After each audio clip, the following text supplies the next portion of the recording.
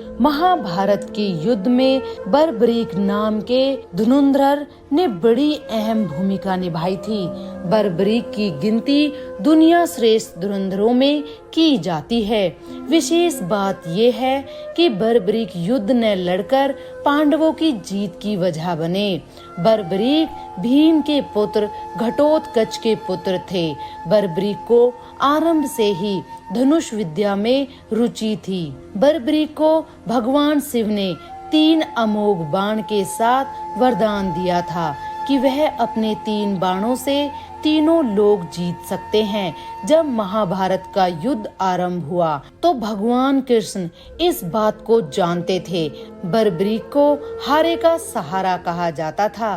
बर्बरीक हारने वाली सेना का साथ देते और युद्ध में कौरवों की हार हो रही थी।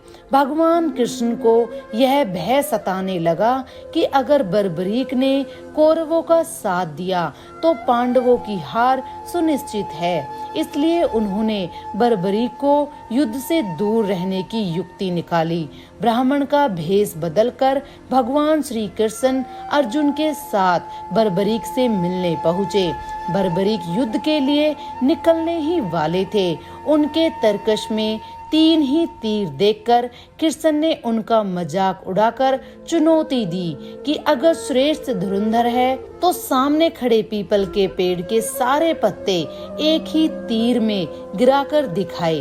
बर्बरीक भगवान की बातों में आ गए और तीर चला दिया, जिससे कुछ क्षणों में सभी पत्ते गिरकर तीर श्री कृष्ण के पैरों के पास चक्कर लगाने लगा। इस पूरे घटनाक्रम में बर्बरीक की तीरंदाजी का पता करने के लिए श्री कृष्ण ने चुपके से एक पत्ता अपने एक पैर के नीचे दबा लिया था। बर्बरीक यह बात समझ गए। उसने मुस्कुराते हुए श्री कृष्ण से अनुरोध किया कि वे अपना पैर पत्ते पर से हटा ले ताकि तीर अपना काम पूरा कर सके।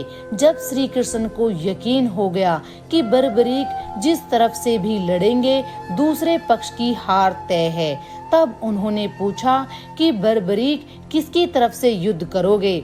बर्बरीक ने उत्तर दिया कि अपनी माँ को दिए वादे अनुसार जो पक्ष हारेगा उसी तरफ से युद्ध लड़ूंगा।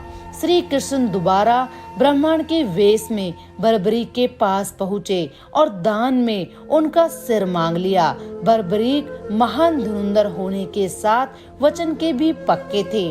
वे समझ गए कि उनके सामने स्वयं श्री कृष्ण हैं। बर्बरीक ने अपना शीश काटने से पहले भगवान से विनती की कि वे सिर्फ एक बार अपने वास्तविक रूप के दर्शन करा दें।